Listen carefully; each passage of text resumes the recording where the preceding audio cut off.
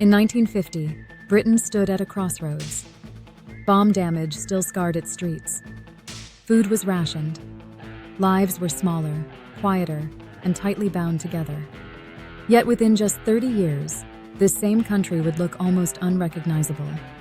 What happened in between didn't just change Britain's economy or politics. It changed how people lived, loved, dressed, worked, and even how they saw each other. This is not just history. This is the story of how everyday life in Britain was quietly rewritten. In 1950, Britain was still rebuilding, its streets echoing with memories of war and the promise of change. Within 3 decades, the nation would transform completely. Its culture, politics, and daily routines reshaped in ways few could have imagined at the time.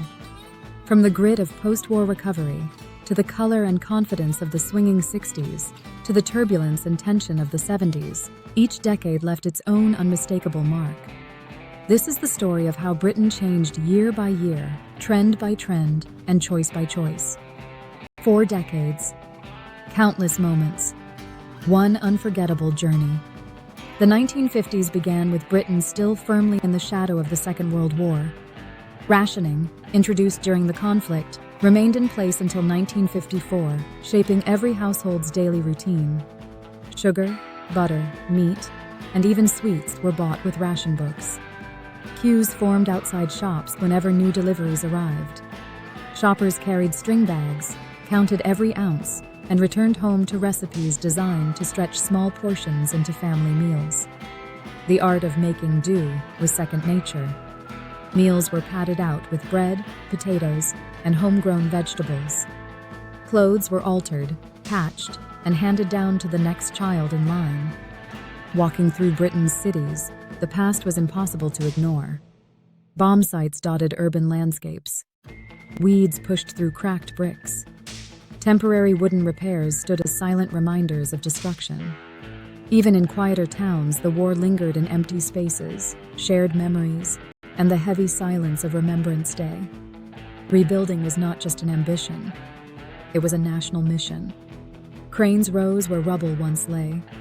Each new wall symbolized hope.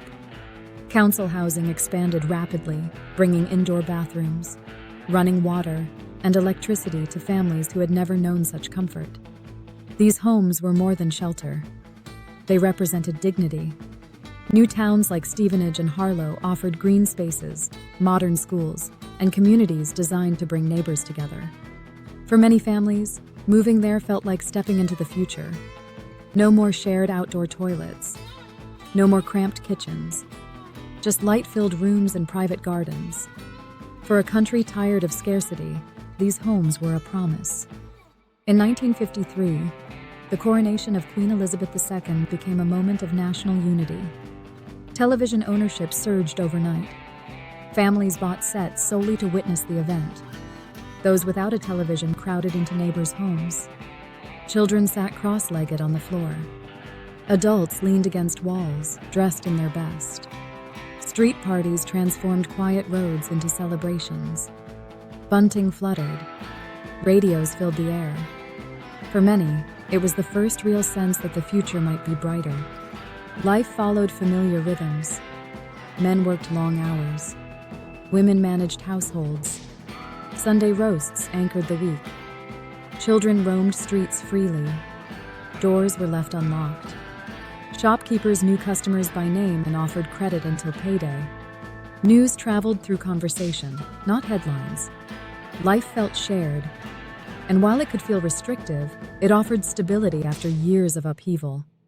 But change was already knocking. The 1960s opened with optimism. Austerity faded. Wages rose. Consumer spending exploded. Cars, washing machines, and color televisions entered ordinary homes. Young people had disposable income, and they spent it on music, fashion, and freedom. London became the epicenter of it all. Swinging London wasn't just a phrase. It was a mood. Carnaby Street buzzed with color. Miniskirts challenged tradition. Music poured from record shops. British bands conquered the world. The Beatles, the Rolling Stones, the Who. Youth was no longer waiting its turn. It was leading. And in the 1960s, it kicked the door wide open. Parliament passed laws that would have been unthinkable a decade earlier. Censorship eased. Divorce laws reformed. Homosexuality was partially decriminalized. These changes didn't arrive quietly. They sparked debate, resistance, and hope. Fashion became rebellion. Identity became expression. Britain was no longer looking backward. The 1970s began with confidence, but optimism soon collided with reality. The oil crisis of 1973 sent shockwaves through daily life. Fuel shortages, power cuts, a 3-day working week. Lights dimmed. Factories fell silent. For the first time since the war, many felt unsure about tomorrow. Industrial unrest defined the decade. Strikes disrupted transport, waste collection, and essential services. During the winter of discontent, rubbish piled in streets. Public frustration boiled over.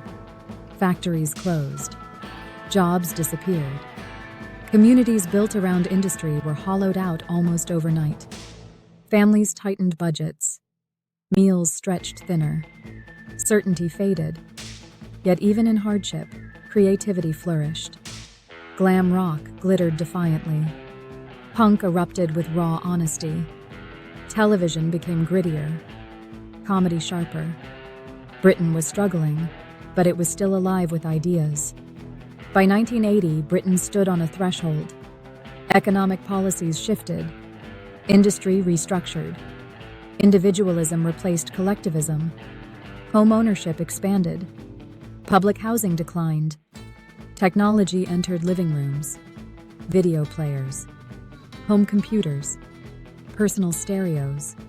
Life accelerated. And with it came a question many were afraid to ask. Did progress cost more than we realized? From bomb-scarred streets to neon-lit consumer culture, Britain's transformation was deeply personal. These decades reshaped how people lived, worked, and imagined their future. The Britain of today was built on these changes. But some things were left behind. The neighbor who knew your name. The certainty of Sunday routines. The feeling that life was shared. If these memories matter to you, subscribe to keep their stories alive. Because history isn't just about the past. It's about understanding who we've become.